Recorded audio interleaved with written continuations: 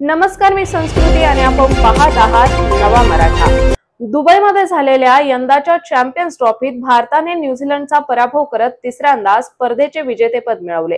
या विजेतेपदानंतर भारतीय क्रिकेट संघावर करोडो रुपयांचा वर्षाव झाला आहे, तर उपविजेता न्यूझीलंड संघही मालामाल झाला।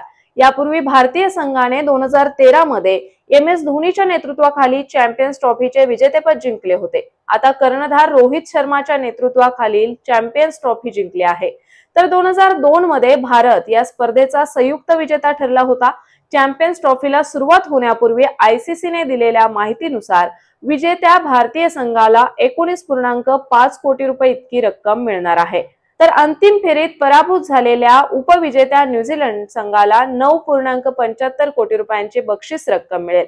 यानंतर उपांत्य फेरीत पराभूत झालेल्या ऑस्ट्रेलिया आणि दक्षिण आफ्रिकेला प्रत्येकी 4.85 कोटी रुपये दिले जातील। स्पर्धेच्या 5व्या आणि 6व्या स्थानावर असलेल्या संघांना 3 कोटी रुपये, तर 7व्या आणि 8व्या स्थानावर असलेल्या संघांना 1.2 कोटी रुपये बक्षीस दिले जाईल। त्यामुळे यावेळी तब्बल इतके बक्षीस सर्व संघाला मिळाले आहे। भारतीय संघाचा तिसऱ्यांदा चॅम्पियन्स ट्रॉफीचा हा सलग अंतिम सामना होता।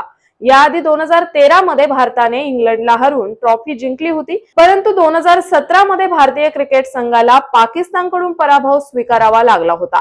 आता भारताने न्यूझीलंडला पराभूत करत चॅम्पियन्स ट्रॉफी 3दा जिंकणारा पहिला संघ ठरलाय।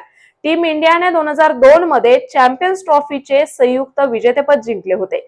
याशिवाय ऑस्ट्रेलियाने 2दा ICC चॅम्पियन्स ट्रॉफी जिंकली आहे। तर अशाच माहितीपूर्ण बातम्यांसाठी चॅनलला सबस्क्राइब नक्की करा।